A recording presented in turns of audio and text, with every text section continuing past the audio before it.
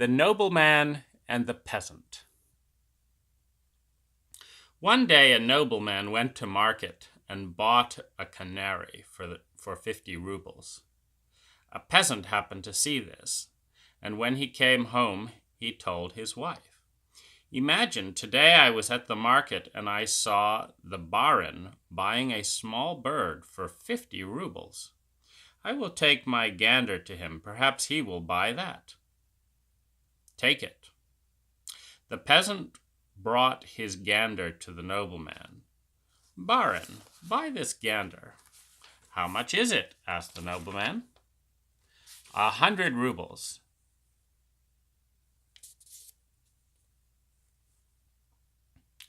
You idiot, said the nobleman. Since you were willing to pay 50 rubles for a small bird, 100 is cheap for this one. The nobleman flew into a rage, beat the peasant, took his gander for nothing. Very well, said the peasant. You will remember this gander. He returned home, disguised himself as a mason, took a saw and axe, and went to the nobleman's house, crying, Who wants a warm vestibule built? The nobleman heard him, called him in, and asked, How will you do it? It's very simple. Near here are warm trees. A vestibule built of these warm trees does not have to be heated in winter. Ah, brother, said the nobleman, show me these trees at once. With pleasure, said the peasant. Both of them went to the woods. There the peasant cut an enormous pine tree and began to slice it into 2 halves. He cut the tree lengthwise and began to drive in a wedge. The nobleman watched him for a while and then foolishly thrust his hand into the cut. No sooner had he done this than the peasant pulled out the wedge, and the nobleman's hand was firmly caught. Then the peasant took a leather strap and began to thrash the nobleman, repeating, Don't beat a peasant. Don't take his gander. Don't beat a peasant. Don't take his gander. He thrashed to his heart's delight and said, Well, baron, I have beaten you once, and I will beat you again unless you return my gander and add 100 rubles into the bargain. Having said this, he left, and the nobleman stayed in the woods till nightfall. In the end, his family became worried, but much time went by before they found him and freed him from the vice.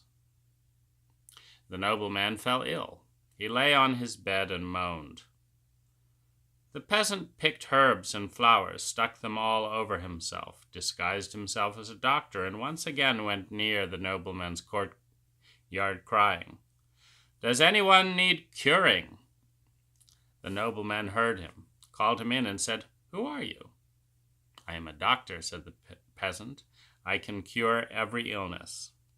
Ah, brother, please cure me. Certainly. Have a bath heated. Straightway a bath was heated. Now come to be cured, said the peasant to the nobleman. Only don't take anyone with us to the bathroom. Watch out for the evil eye. They went to the bathroom and the nobleman undressed. Well, sir, asked the doctor, can you bear it if in this heat I apply ointment to you? No, I can't, said the nobleman. What shall we do then? Do you want to be tied?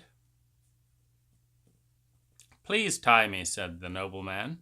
And so the peasant tied him with a rope, took a whip, and began to drub and pummel him, repeating, Don't beat a peasant. Don't take his gander.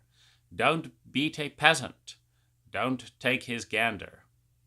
When he was about to leave, he said, Now, baron, I have beaten you twice. I shall beat you a third time unless you return the gander and 200 rubles into the bargain.